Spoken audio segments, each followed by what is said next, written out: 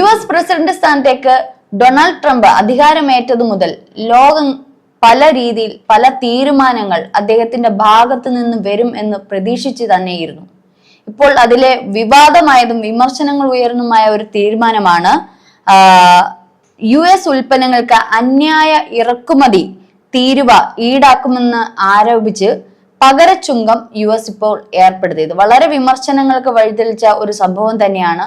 അതായത് വിവിധ രാജ്യങ്ങൾ US ഉൽപ്പന്നങ്ങൾക്ക് ഇറക്കുമതിയിലെ തീരുവ ചുങ്കം അധികമായി ഏർപ്പെടുത്തുന്നു എന്നുള്ള ഒരു വിമർശനവുമായി ബന്ധപ്പെട്ട് US പകരച്ചുങ്കം ഏർപ്പെടുത്തിയിരിക്കുകയാണ്.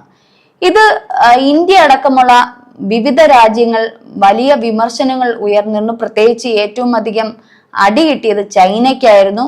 കാരണം ഇത്തരത്തിലുള്ളൊരു പകരച്ചുങ്കം ഏർപ്പെടുത്തുമ്പോൾ അത് വലിയ സാമ്പത്തിക ക്രമക്കേട്, സാമ്പത്തിക നഷ്ടങ്ങൾ എല്ലാ രാജ്യങ്ങൾക്കും സംഭവിക്കാൻ സാധ്യതയുണ്ട്.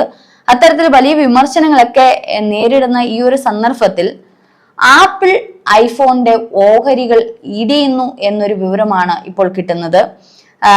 ഈ ഒരു തീരുവ പ്രഖ്യാപിച്ചതിന് പിന്നാലെയാണ് US വിപണിയിൽ ഏറ്റവും കൂടുതൽ ഇടിവുണ്ടായത് ആപ്പിളിനാണ്. നമുക്കറിയാം, ആപ്പിൾ ഐഫോണുകൾ ഇന്ത്യൻ വിപണിയും വളരെയധികം കീഴടക്കിയിരുന്നു. 1 ലക്ഷം രൂപ മുതൽ ആപ്പിൾ ഫോണുകൾ ലഭ്യമായതാണ്. പക്ഷെ ഇനി 1 ലക്ഷം രൂപ മുതൽ ആപ്പിൾ ഫോണുകൾ കിട്ടില്ല. കാരണം ഇത്തരത്തിൽ വിപണിയിൽ വലിയൊരു ഇടിവുണ്ടായതുകൊണ്ട് ഈ ഫോണിന് ഇരട്ടി തുക നൽകി വാങ്ങേണ്ടതായിട്ട് വരും എന്നുള്ളതാണ് ഇപ്പോൾ കിട്ടുന്ന വിവരങ്ങൾ. താരിഫിന് ശേഷം ഐഫോൺ വില കുത്തനെ ഉയരുമെന്ന വിലയിരുത്തലാണ് ഇപ്പോൾ വരുന്നത്. നിലവിൽ 1 ലക്ഷം രൂപ മുതൽ ലഭിക്കുന്ന ആപ്പിളിന്റെ സ്മാർട്ട് ഫോണുകൾക്ക് 2 ലക്ഷം രൂപ വരെ നൽകേണ്ടി വരും. എന്നാൽ അസാധാരണ സാഹചര്യം ഉടലെടുത്താൽ ഐഫോണിന്റെ വില ചിലപ്പോൾ 2 ലക്ഷത്തിൽ ഒന്നും നിൽക്കത്തില്ല. ചിലപ്പോൾ അത് 3 ലക്ഷം വരെ ആവാൻ സാധ്യതയുണ്ട്. CNN അടക്കമുള്ള ചില മാധ്യമങ്ങളാണ് ഇതിപ്പോൾ റിപ്പോർട്ട് ചെയ്തിരിക്കുന്നത്. നമുക്ക് തന്നെ അറിയാം, ഐഫോണുകൾ നിർമ്മിക്കുന്നത് അമേരിക്കയിലല്ല. പൊതുവെ എല്ലാവർക്കും ഒരു ധാരണയുണ്ട് ഐഫോണുകൾ അമേരിക്കയിലാണ് അതിന്റെ പാർട്സുകളും ബാക്കിയുള്ള അല്ല. ഐഫോണുകളുടെ ഒരു പല പാർട്സുകളും വിവിധ രാജ്യങ്ങളിൽ നിന്ന് ഇറക്കുമതി ചെയ്യുകയും അത് മാനുഫാക്ചറിങ് ചെയ്യുകയും വീണ്ടും അത് ഒരുമിച്ച് ഒത്തുചേർത്ത് വീണ്ടും പല രാജ്യങ്ങളാണ് അത് നിർമ്മിച്ചെടുക്കുന്നത്. നിലവിൽ ഐഫോണുകളുടെ ഓരോ പാർട്സും നിർമ്മിക്കുന്നത്, അതായത് ഉദാഹരണം ചിപ്പുകൾ, ഇതിനകത്ത് ഉപയോഗിക്കുന്ന ചിപ്പുകളുടെ നിർമ്മാണം തായ്ലാന്റിലാണ്.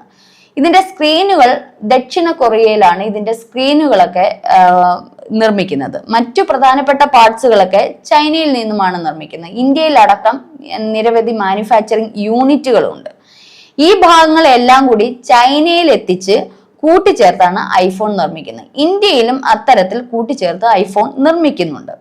ഈ രീതി ആപ്പിൾ അങ്ങനെ അത്തരത്തിൽ ഒരു കമ്പനി അത്തരത്തിൽ ഈ ഒരു നിർമ്മാണം നടത്താൻ തന്നെ കാരണം ഉയർന്ന ലാഭം കൊയ്യാൻ പറ്റും എന്നുള്ളൊരു കാര്യവുമായി ബന്ധപ്പെട്ടാണ് ഇത്തരത്തിൽ വിവിധ രാജ്യങ്ങളിൽ നിന്ന് ഇറക്കുമതി ചെയ്ത് പല പാർട്സുകൾ ഇറക്കുമതി ചെയ്ത് അത് വീണ്ടും മാനുഫാക്ചറിങ് ചെയ്ത് അവര് ഇത്തരത്തിൽ ഈ ഒരു ഉൽപ്പന്നം വിപണിയിലേക്ക് എത്തിക്കുന്നത്. ലോകത്തിലെ ഏറ്റവും വിജയകരമായ സാങ്കേതിക കമ്പനികളിൽ ഒന്നായി ആപ്പിൾ മാറിയതിന്റെ കാരണവും ഇത് തന്നെയാണ്. പക്ഷെ ഇതിപ്പോ ഒരു പുതിയ തീരുവ പ്രഖ്യാപിച്ചതോടെ ആപ്പിളിന്റെ 25% ഓഹരികളാണ് ഇപ്പോൾ ഇടിഞ്ഞത്.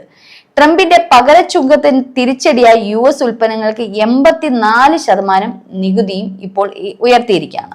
അപ്പോൾ ഈ ഒരു ആപ്പിൾ ഐഫോൺ ഇനിയിപ്പം അമേരിക്കയിൽ തന്നെ നിർമ്മിക്കുകയാണെങ്കിൽ $3500 അതായത് 3 ലക്ഷം രൂപയായി ഉയരുമെന്നാണ്, ഓരോ ഫോണിന്റെയും വില ഉയരുമെന്നാണ് ഇപ്പോൾ റിപ്പോർട്ട് പുറത്തു വരുന്നത്.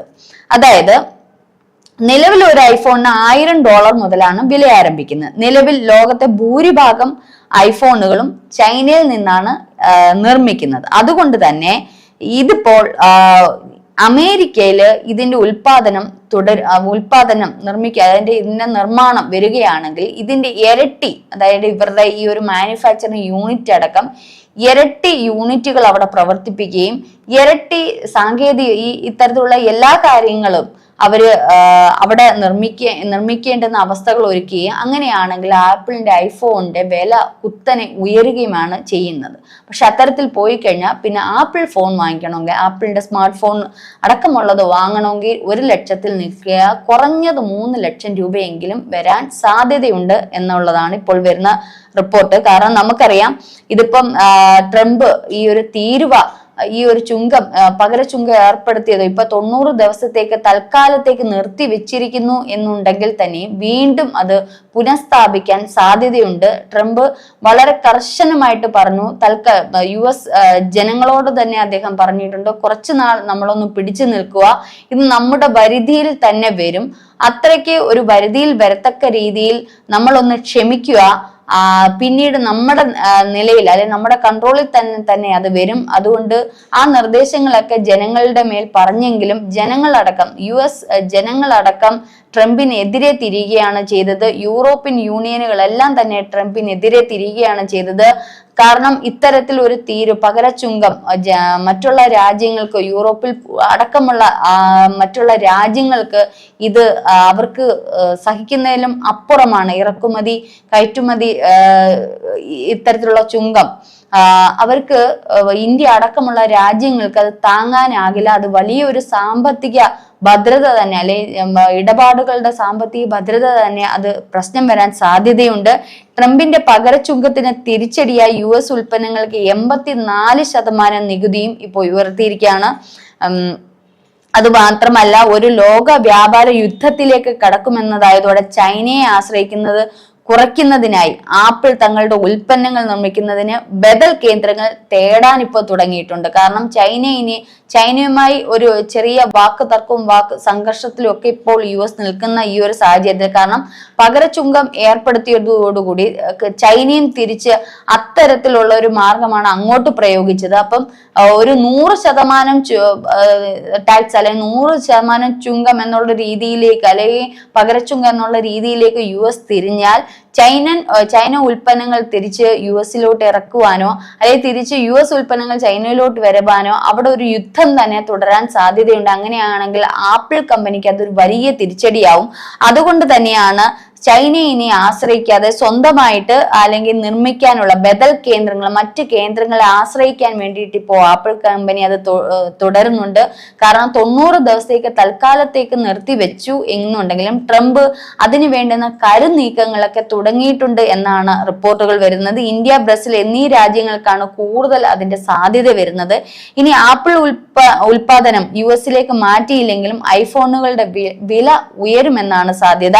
ഉയർന്ന തീരുവ കാരണം ഇറക്കുമതി ചെയ്യുന്ന ഭാഗങ്ങൾ വില കൂടുമെന്നാണ് ഇപ്പോൾ വരുന്ന റിപ്പോർട്ട്. കാരണം ഇനിയിപ്പോൾ അമേരിക്കയിൽ തന്നെ ഈ ആപ്പിൾ ഐഫോണുകൾ നിർമ്മിച്ചാൽ ഇറക്കുമതിയിൽ ഇത്തരത്തിലുള്ള ഈ ഒരു ചുങ്കം അല്ല ഈ ഒരു വില ഉയരാൻ സാധ്യതയുണ്ട്. അപ്പോൾ ഇനിയിപ്പോ ഇന്ത്യയിൽ നിർമ്മിച്ചാലും അത് ഇത്തരത്തിൽ അമേരിക്കയിൽ നിർമ്മിച്ചാലും ഐഫോണുകളുടെ വില കൂടാൻ സാധ്യതയുണ്ട്, കുറയില്ല. കാരണം പകരച്ചുങ്കം ഇപ്പൊ തിരിച്ച് ഇങ്ങോട്ട് കയറ്റുമതി ഇറക്കുമതിയിലും ഇങ്ങോട്ട് ഇറക്കുമതി ചെയ്യുന്നതിൽ ഒരു ചുങ്കം ഇന്ത്യ ഏർപ്പെടുത്തുമ്പോൾ അതിന് ഇരട്ടിയായിട്ട് US അത്തരത്തിൽ ഒരു പകരച്ചുങ്കം നൽകുമ്പോൾ അവിടെയും ഒരു നികുതിയുടെ പ്രശ്നങ്ങൾ വരും. അങ്ങനെയാണെങ്കിലും ഈ തരത്തിൽ ഐഫോണുകളുടെ വില ഉയരാൻ സാധ്യതയുണ്ട്. എന്തായാലും ആപ്പിൾ കമ്പനി ബദൽ കേന്ദ്രങ്ങൾ ഇപ്പോൾ നോക്കുകയാണ്. ചൈനയിൽ നിന്ന് ഒഴിവാക്കി, ചൈനയാണ് കൂടുതലും മാനുഫാക്ചറിങ്, ഈ വരുന്ന പാർട്സുകളെല്ലാം ചേർത്ത് സിങ്ക് ചെയ്ത് അല്ലെങ്കിൽ ആ ഐഫോണിന്റെ രൂപത്തിലാക്കുന്ന ചൈനയിലാണ് പ്രധാന കേന്ദ്രങ്ങൾ ഉള്ളത്. ഇന്ത്യയിൽ മാത്രമല്ല ചൈനയിലുമുണ്ട്. അപ്പം ഏറ്റവും കൂടുതൽ ഐഫോണുകളുടെ നിർമ്മാണവും അവിടെ തന്നെയാണ് നടക്കുന്നത്. അങ്ങനെയാണെങ്കിൽ ഐഫോൺ കമ്പനിക്ക് അത് വലിയൊരു തിരിച്ചടി തന്നെയാണ് ഇപ്പോൾ നേരിട്ടുകൊണ്ടിരിക്കുന്നത്. ഏതായാലും വരും ദിവസങ്ങളിൽ ഇനി ഈ ഒരു യുദ്ധം, ഈ ഒരു തീരുവ യുദ്ധം എന്ന് തന്നെ പറയാം, ട്രംപ് ഏർപ്പെടുത്തിയിരിക്കുന്ന ഈ ഒരു യുദ്ധം തുടരുമോ അതോ ഇവിടെ കൊണ്ട് തീരുമോ എന്നുള്ളത് കണ്ടറിയാം.